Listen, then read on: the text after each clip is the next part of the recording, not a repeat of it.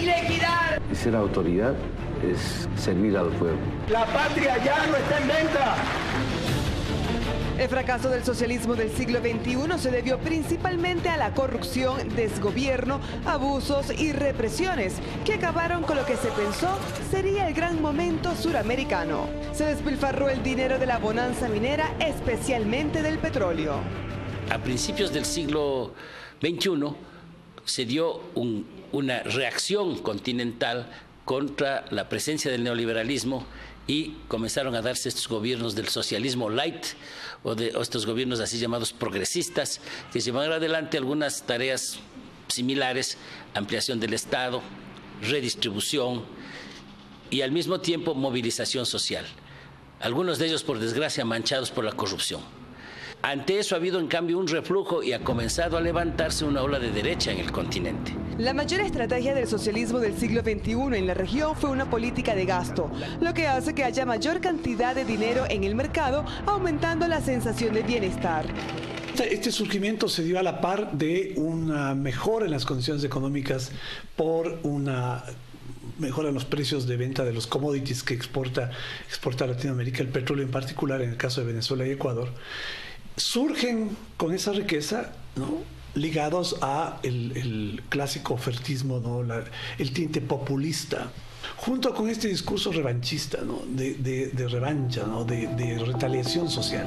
Se podría afirmar entonces que en un estado de bienestar se piensa en el corto plazo sin importar el futuro. Sea cual sea el país de estudio, el estado de bienestar fracasó, pese a la ilusión óptica que pueda crear en un inicio. Un engaño a las masas, pensando que con clientelismo político, ¿no?, con asistencialismo estatal, se iba a solucionar el problema de la pobreza.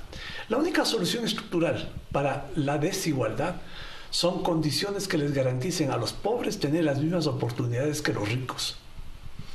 Y en el Ecuador y en el resto de países en donde el socialismo del siglo XXI ha gobernado, eso no ha sucedido.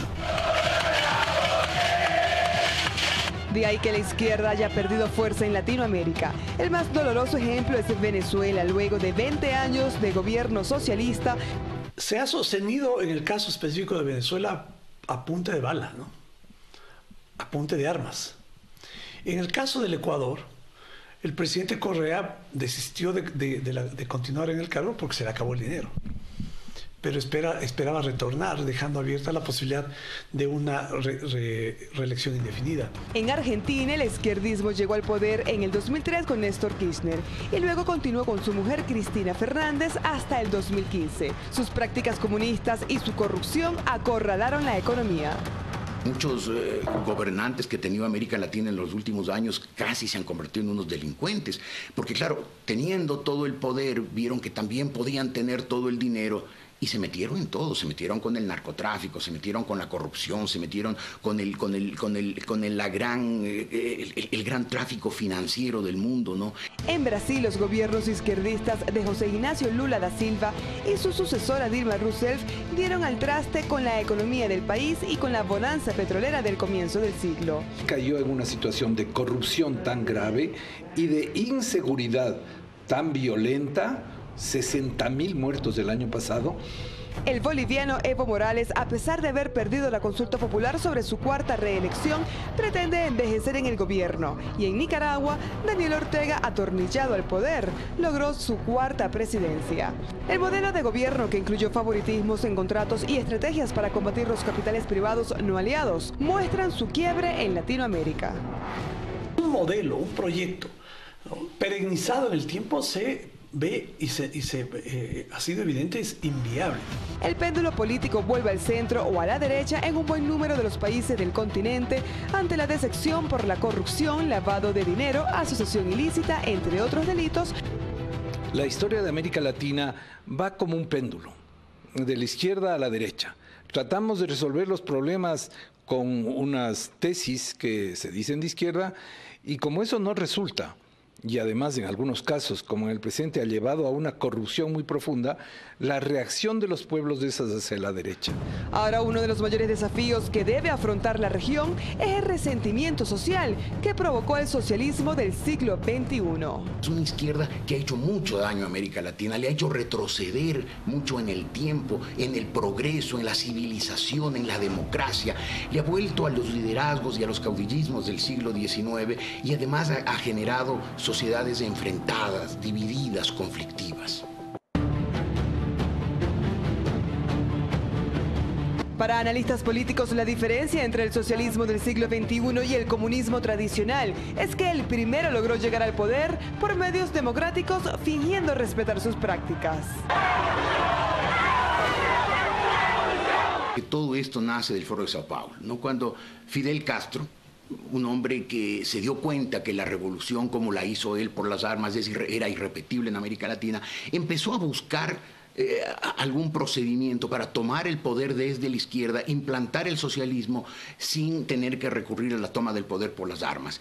Para tomar el poder por la vía de la democracia, por las urnas, y luego de apoderados del poder, mantenerse ahí mediante reformas institucionales. Haciendo páginas de dignidad, Raúl Castro Ruz, presidente de la... Los países que adoptaron este sistema tienen en común los cambios que efectuaron en sus constituciones, la restricción de las libertades, silenciamiento de los medios y el alto grado de corrupción.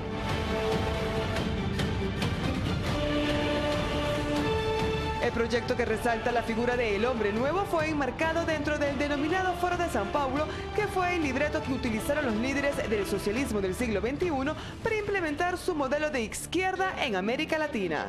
Tiene además como un elemento, ¿no?, el de la solidaridad entre todos ellos. Ve usted cómo se defienden. Es decir, esta franquicia, ¿no?, en donde no hay un referente ético ni un sentido de autocrítica, estaba fundamentalmente centrada en el hecho de que se iba a hacer la revolución desde los gobiernos. El triunfo de estos gobiernos fue en gran medida por la política comunicacional que manejaron los países entre sí, campañas comunicacionales que bombardeaban a sus ciudadanos por medio de la radio, prensa y televisión estatal. Se dieron cuenta estos caudillos que la palabra revolución pega en las masas, tiene un poder mágico de atracción. Y entonces hablar de la revolución bolivariana en Bolivia, acá de la revolución ciudadana, hizo que la gente pues se prendiera a una serie de eslogans falsos, fraudulentos, mentirosos. Los líderes del socialismo del siglo XXI sabían cómo llegar a la gente, y fue precisamente con discursos que prometían cambios referentes a la igualdad y la justicia.